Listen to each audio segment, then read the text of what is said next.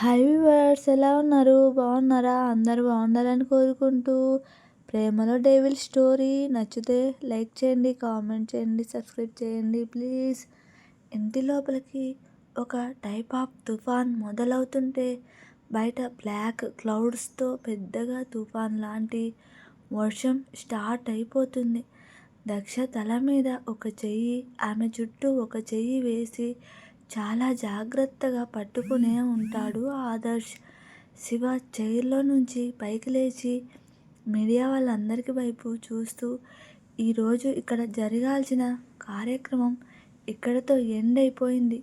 ఇంకా మీరు అందరూ ఇక్కడి నుంచి వెళ్ళొచ్చు.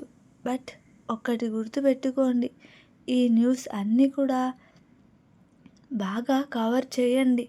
రేపు మార్నింగ్ న్యూస్ ఛానల్ హెడ్లైన్స్లో నాకు చాలా క్లారిటీగా ఇవన్నీ కూడా కనిపించాలి.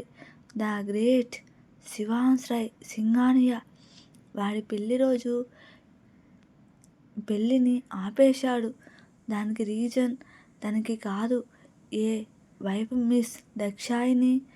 దక్ష ఒక క్యారెక్టర్లెస్ అని అతని మాట పూర్తి కాకముందే ఎవరో అతని శర్వాణి కాలర్ పట్టుకొని లాగిపెట్టి చెంప మీద కొట్టగానే ఫేస్ ఒకవైపు టర్న్ అయిపోతుంది. అవన్నీ కూడా ఎంత సడన్గా జరిగింది అంటే శివాకి ఏం అర్థం కాలేదు. అతని ఫేస్ వేరే వైపుకి టర్న్గా ఉంది. ఎవరో అతన్ని కొట్టారు అనే ఫీలింగ్. కాలర్ కానీ గట్టిగా పిడికిలి బిగిస్తాడు. లావలాగా పొంగుతుంది.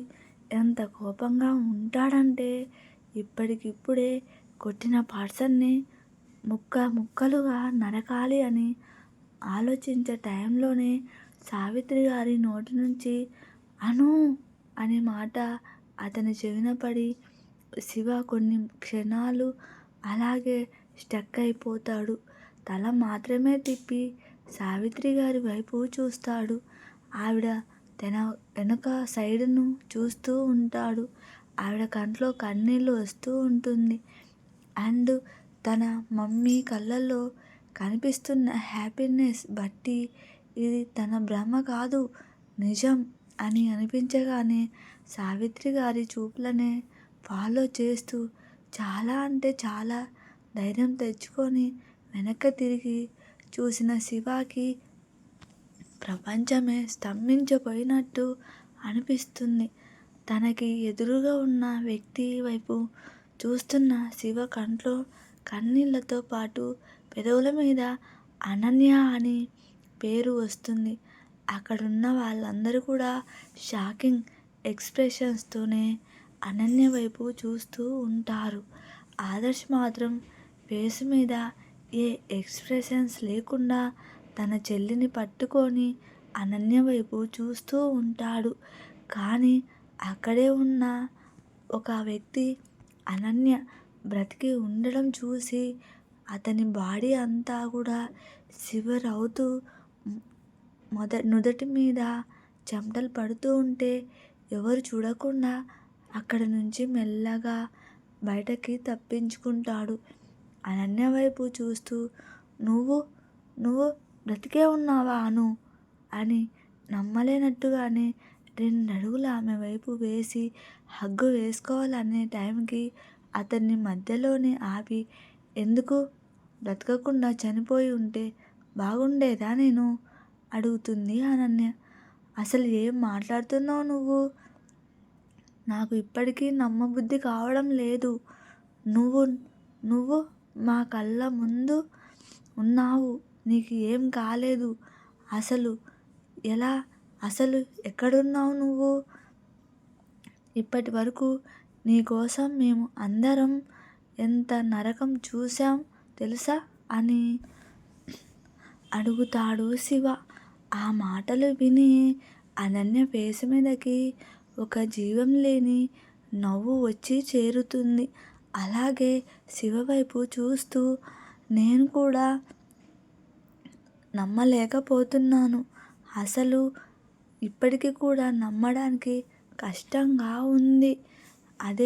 అదేంటంటే నువ్వు ఇవన్నీ చేశావంటే రియల్లీ ఐ కాంట్ బిలీవ్ నువ్వు నువ్వు ఆదర్శ్‌తో నా దక్షతో ఇవన్నీ చేశావంటే నిజంగా నేను నమ్మలేకపోతున్నాను. ఈ దక్ష మీద నువ్వు ప్రాణం పెట్టుకొని నా దగ్గరికి వచ్చి దక్షని నీకు ఇచ్చి పెళ్లి చెయ్యమని ఆదర్శ్‌తో మాట్లాడామని నువ్వు నా దగ్గర అంతలాగా పరితపించి పోయావు కదా! అలాంటి నువ్వేనా ఇప్పుడు ఇవన్నీ చేసింది అని అడుగుతుంది అనన్య. అసలు నువ్వు ఇప్పుడు ఏం మాట్లాడుతున్నావు అను? ఈ ఆదర్శ్ నీతో ఏం చేశాడో నువ్వు మర్చిపోయావా? వాడి వల్లే కదా నువ్వు మా అందరికి దూరంగా వెళ్ళిపోయావు. ఇప్పటి వరకు అసలు ఈ ప్రపంచంలోనే నువ్వు లేవు అని అనుకున్నాం. వాడి వల్ల నా చెల్లెలు దూరం అయ్యింది అనే కదా నేను నువ్వు చూసిన నరకంకి వాడితో పగ తీర్చుకుంటున్నాను. ఆ మనిషి వల్లే కదా నువ్వు మా అందరికీ దూరం అయ్యావు. అందుకే వాడి చెల్లికి టార్చర్ చూపించి వాడికి నరకం చూపిస్తున్నాను. ఎందుకంటే వాడి వల్లే నువ్వు చనిపోయావు. వాడి వల్ల నువ్వు నా కళ్ళ ముందు సూసైడ్ అని అంటున్న శివాని మధ్యలోనే ఆపి ఏం ఫాల్తూ మాటలు మాట్లాడుతున్నావు నువ్వు శివ అని అడుగుతుంది అనన్య. వాళ్ళతో మాటలు కాదు, నేను చెప్పింది నిజం. నేను చూపించేదే నిజం. నువ్వు వాడిని ప్రేమిస్తున్నావని ఇప్పుడు కూడా వాడిని సపోర్ట్ చేయడం ఆపు అను. నాకు తెలుసు వాడి వల్ల నువ్వు సూసైడ్ చేసుకున్నావు. అవన్నీ కూడా నువ్వే నాతో స్వయంగా చెప్పావు. నువ్వే చెప్పావు ఎలాగైనా వాడికి నరకం చూపించమని నువ్వు చెప్పావని నేను ఇవన్నీ చేశాను. వాడు ఎలాగైతే ప్రేమిస్తున్నాను అని చెప్పి నీకు నరకం చూపించాడు. నేను కూడా సేమ్ అలాగే వాడి చెల్లెలకి ప్రేమిస్తున్నాను అని చెప్పి ఇక్కడి వరకు తీసుకొచ్చి మధ్యలోనే వదిలేశాను. వాడు నీతో ఆడుకుంటున్నట్టే నేను కూడా వాడి చెల్లితో ఆడుకుంటున్నాను.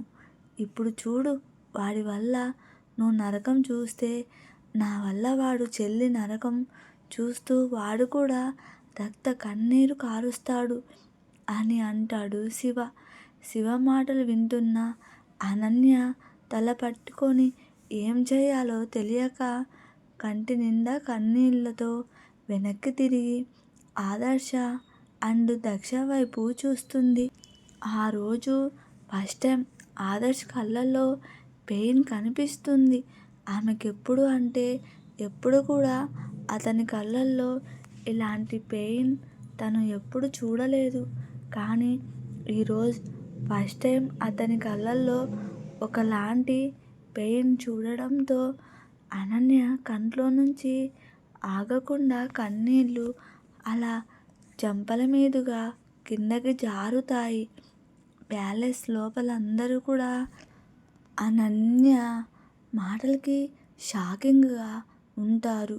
అప్పుడే విజయ్ గారు గార్డ్స్ వైపు చూడడంతో వాళ్ళందరూ కూడా అక్కడ ఉన్న గెస్ట్ అండ్ మీడియా పర్సన్ అందరినీ బయటకి పంపించేస్తారు. ఇప్పుడు అక్కడ ఓన్లీ తినడానికి family members and Adarsh Daksha తప్ప ఎవరూ ఉండరు. అనన్య వెనక్కి తిరిగి శివ వైపు చూస్తూ అసలు ఏం చేశావు నువ్వు శివ? అసలు ఏం చేశావు నువ్వు? నీకేనా అర్థం అవుతుందా? నీ చేతులతో నువ్వు అంతా కూడా స్మాష్ చేసేశావు. ఎంతలాగా ప్రాణం కన్నా ఎక్కువగా ప్రేమించిన అమ్మాయిని నీ లవ్ని నువ్వే బ్రేక్ చేసేశావు అని అంటుంది. శివ ఆమె వైపు చూసి ఏదో అనే టైంకి అతన్ని మాట్లాడనివ్వకుండా మధ్యలో ఆపి, డోంట్, అసలు ఇప్పుడు నువ్వు ఇంకా ఏం మాట్లాడకు శివ. ఎందుకంటే ఈరోజు నువ్వు ఏదైతే చేశావో దానికి పరిణామం నువ్వు ఊహించుకోలేవు.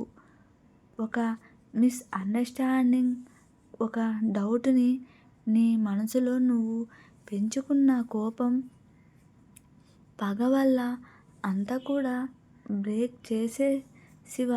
నేను ఈరోజు అక్కడ ఉండడానికి రీజన్ నీకు తెలుసా? అసలు నేను ఎలా బ్రతికున్నానో నీకు తెలుసా? అని ఇంకా ఏం మాట్లాడకుండా ఆగిపోతుంది అనన్య. ఫ్యామిలీ మెంబర్స్ అందరూ కూడా ఆమె వైపు చూస్తారు. శివ చూపు చూస్తూనే ఆదర్శ్ వైపు చెయ్యి చూపించి, ఆ మనిషి వల్ల, ఆదర్శ్ దత్త వల్ల ఈరోజు అనన్య రాయ్ సింఘానియా బ్రతికి ఉంది. ఈరోజు ఇక్కడ నీకు ఎదురుగా నిలబడి ఉంది. యూ నో వాట్, నాకు 2 days బ్యాక్ స్పృహ వచ్చింది. ఇన్ని నెలలు నేను కోమాలో ఉన్నాను. నన్ను ఒక పసిపిల్లలాగే చూసుకున్నాడు ఆదర్శ్. నాకు స్పృహ వచ్చిన వెంటనే ఇక్కడికి తీసుకొని వస్తానని చెప్పాడు. కానీ 2 days తర్వాత నీ పెళ్ళి అని విన్న తర్వాత ఇక్కడికి వచ్చి అందరికీ సర్ప్రైజ్ ఇవ్వాలి అనుకున్నాను. బట్ యూ నో వాట్, నువ్వు దక్షని పెళ్ళి చేసుకొని తనని చేసిన టార్చర్ గురించి ఆదర్శ్ నాతో ఒక్క మాట కూడా చెప్పలేదు. ఎందుకంటే ఎక్కడ మా అన్నయ్య మీద నాకున్న ప్రేమ కోపంగా మారిపోతుందేమో అని. జరిగిందేదో జరిగింది. ఇప్పుడు నువ్వు హ్యాపీగా తన పెళ్ళిని చేసుకున్నావు. ఇప్పుడైనా నువ్వు ప్రేమించిన దక్షతో లైఫ్ లాంగ్ హ్యాపీగా ఉంటావేమో అని చిన్న ఆశ పెట్టుకున్నాను. కానీ నువ్వు ఏం చేశావు? ఏ అమ్మాయి కోసమైతే నువ్వు పిచ్చోడిలాగా తిరిగావు, ఏ అమ్మాయిని పెళ్ళి చేసుకోవడం కోసం నువ్వు నా కాళ్ళు పట్టుకొని మరి ఆదర్శ్కి తన చెల్లిని నీకు ఇవ్వమని అంతలాగా ప్రాధేయపడ్డావు. ఈరోజు అదే అమ్మాయిని నువ్వు పూర్తిగా బ్రేక్ చేసేశావు. బ్రతికి ఉండగానే చంపేశావు అని అనన్య అనగానే శివ మైండ్ ఒక్కసారిగా బ్లాక్ అయిపోతుంది. సరిగ్గా నిలబడలేక అతని పాదాలు తడబడతాయి. అతని బ్రెయిన్ ఏం పని చేయడం లేదు. ఒక టైప్ ఆఫ్ షాకింగ్ ఎక్స్ప్రెషన్స్తో అనన్య వైపు చూస్తూ ఉంటాడు. శివ అప్పుడే దక్ష ఆదర్శ్ షర్టుని పట్టుకొని లాగడంతో వెంటనే చెల్లెలి వైపు చూస్తాడు. చిన్నగా కళ్ళు తెరుస్తుంది దక్ష. ఆ వెంటనే ఆమె చెంప మీద చిన్నగా తడుతూ, బేబీ దక్ష బంగారం, కళ్ళు తెరువమ్మా, చూడు మీ అన్నయ్య నీ దగ్గరికి వచ్చేశాడు. నిన్ను ఈ నరకం నుంచి తీసుకొని వెళ్ళడానికి వచ్చేశాడు. ఒక్కసారి కళ్ళు తెరిచి నా వైపు చూడు తల్లి, నా బంగారం అని ఆదర్శ్ పిలవగానే కళ్ళు తెరిచి అతని వైపు చూస్తుంది. కానీ ఎందుకో తెలియదు, దక్ష కంట్రోల్ నుంచి అప్పటికి కూడా కన్నీళ్ళు వచ్చేయడంతో అది చూసిన ఆదర్శ్ గుండె లోపల ఒకలాంటి, ఈరోజు మళ్ళీ తన దక్ష కళ్ళల్లో కన్నీళ్ళు చూస్తున్నాడు. తను ఏదైనా అడగకముందే ఆమె పాదాల దగ్గరికి అన్నీ తెచ్చి పడేసి ఆదర్శ్ చెల్లెలు కంట్లో కన్నీళ్ళు కూడా ఎప్పుడు చూడని ఆదర్శ్కి శివాని పెళ్ళి చేసుకున్న దగ్గర నుంచి తన చెల్లెలు కంట్లో కన్నీళ్ళు చూస్తూ వచ్చాడు. వాళ్ళిద్దరి మధ్య అంత సెట్ అయిపోయింది. ఇకనైనా తన బంగారు తల్లి హ్యాపీగా ఉంటుందనుకుంటేనే ఈరోజు శివ వాళ్ళ ఎప్పటికీ కూడా తన చెల్లెలు కోలుకోలేని పెయిన్ అనుభవిస్తుంది. అవన్నీ తలుచుకోగానే దక్షని గట్టిగా హగ్గు చేసుకొని 2 నిమిషాలు అలాగే ఉన్న తర్వాత ఆమెను ఎత్తుకొని అక్కడే ఉన్న ఒక చైర్లో కూర్చోబెడతాడు ఆదర్శ్. అప్పుడే సావిత్రి గారు ఒక గ్లాసులో వాటర్ తెచ్చి ఇవ్వగానే, బేబీ కొంచెం నీళ్ళు తాగు బంగారం, ప్లీజ్ నీళ్ళు కొంచెం తాగు బేబీ అని ఆదర్శ్ ఎన్నిసార్లు పిలిచినా కూడా దక్ష అస్సలు రియాక్ట్ అవ్వడం లేదు. ఆమె ప్రపంచం ఆగిపోయినట్టే అలా ఏదో లోకంలో కూర్చొని ఉంటుంది దక్ష. కానీ ఆమె కళ్ళల్లో నుంచి మాత్రం కన్నీళ్ళు ఆగకుండా వస్తూ ఉండడంతో తన చెల్లెలు సిచ్యువేషన్ చూస్తున్న ఆదర్శ్ కంట్లో ఒకలాంటి కోపం గట్టిగా పిడికిలి బిగిస్తాడు. దక్షకి స్పృహ వచ్చింది అని శివకి తెలుస్తున్నా కూడా కనీసం కళ్ళెత్తి ఆమె వైపు చూసి అంత ధైర్యం అతనికి లేదు. అనన్యనే నోటి నుంచి నిజమంతా విన్న తర్వాత అతను ధైర్యం మొత్తం బ్రేక్ అయిపోయి ఉంటుంది. అప్పుడే ఆదర్శ్ శివ దగ్గరికి వచ్చి అతని కాలర్ పట్టుకొని, ఇప్పుడు హ్యాపీగా ఉన్నావు కదా మిస్టర్ శివాన్స్ రాయ్ సింఘానియా, నీ మనసుకి ఇప్పుడు హాయిగా ఉంది కదా, తీర్చుకున్నావు కదా నీ పగ. ఏ పగ కోసం అయితే నువ్వు నా దక్షని ఎంచుకున్నావు దాన్ని ఫుల్ఫిల్ చేసేసావు కదా, డ్రెస్ చేసేసావు కదా నువ్వు. దక్షని నవ్వుతూ ఎస్ బ్రేక్ చేసేసావు నువ్వు. మా ఇద్దరిని ఇప్పుడు చాలా హ్యాపీగా ఉండు. నీ కోరిక ఈరోజు నెరవేరింది. నువ్వు పెంచుకున్న పగ తీరింది చూడు, చాలా హ్యాపీగా చూడు. ఏ బిజినెస్ కోసం అయితే నువ్వు ఇన్ని నెలలు పని తప్పించి పోయావు, ఈరోజు నీకు ఆ పీస్ మొత్తం కూడా దొరికింది. అటు చూడు నా చెల్లిని, తన జీవితాన్ని ఎలా చేశావంటే ఇంకా ఎప్పటికీ కూడా నా చెల్లెలు సెట్ అవ్వలేదు. బ్రతికుండగానే నా చెల్లిని చంపేశావు. తనని చూస్తూ క్షణక్షణం నన్ను చచ్చేలాగా చేసేశావు. వావ్ గ్రేట్, నువ్వు అనుకున్నది బాగానే సాధించావు అని విసురుగా శివ కాలర్ని వదిలేస్తాడు ఆదర్శ్. నెక్స్ట్ ఎపిసోడ్లో ఏం జరగబోతుందో మళ్ళీ కలుద్దాం. ప్లీజ్ సబ్స్క్రైబ్ చేసుకోండి ప్లీజ్.